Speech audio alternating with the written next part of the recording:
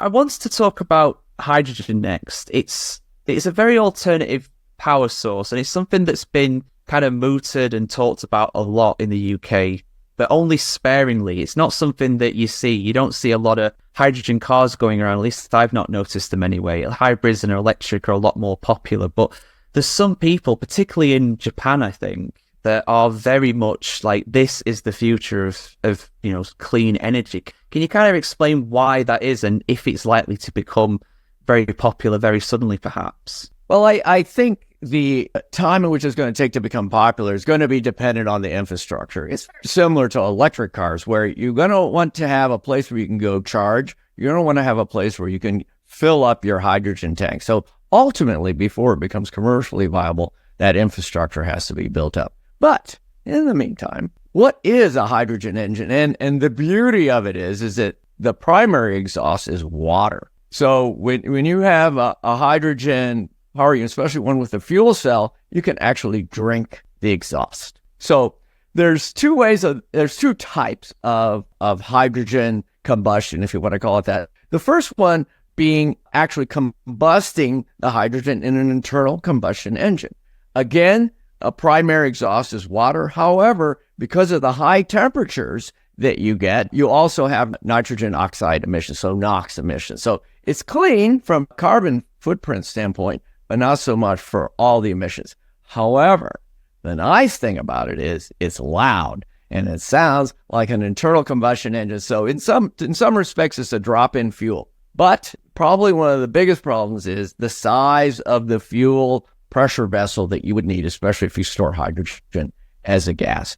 So it would be really hard to put a hydrogen fuel tank in a Formula One car in its current envelope and have it combust the hydrogen. Now, an alternative to that is a hydrogen fuel cell powering. Now, with that, the hydrogen actually powers a fuel cell that has a chemical reaction in it that actually creates electricity. And that fuel cell can be combined with a battery, much more efficient, and as a result, you need less hydrogen, less volume on the pressure vessel. And there are some race cars that have been developed as prototypes in Le Mans, and I think there's going to be one running actually this year. It's well over 800 horsepower. But again, that's more as a demo. There's talk that in 27 or 28, that could become a real series. But at the forefront of all of this is the Extreme E, Extreme H racing series. It's an off-road racing series. They've been running battery electric SUVs now for several years. And starting next year, they will have a hydrogen series. So they'll be coming with hydrogen power. Now, it's both electric and hydrogen power, but it's a big step when you have a racing series, because now you have to have the infrastructure and to store the hydrogen, to deliver the hydrogen, to refuel these cars. So not the Extreme H organization is actually working very closely with Formula One in this whole hydrogen area, and is probably providing the consultancy that they're looking for to help them figure out if hydrogen might play a role in the future of Formula One. Well, yeah, it's fascinating you say that. I mean, I wasn't aware of Extreme H. I wasn't aware of Extreme E. I've heard of those guys, but fascinating that they're involved with F1 like that. I mean, you've got Formula One obviously trying to do the net zero 2030 thing, as they remind us pretty much every race. It's there.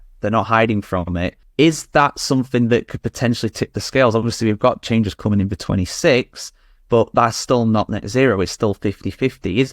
Is hydrogen something further down the line that you think that F1 could maybe go to as their only fuel type? Well, I think with racing, you have to remember there's technology, but there's also marketability, and the roar of the engine is a key part of it. We all know what happened when they went away from the V10 and the screaming engines they had then. There was a lot of complaints, and there's still roar, but people found a way to complain about that. So hydrogen would provide a way, hydrogen combustion would provide a way to keep the roar of the engines.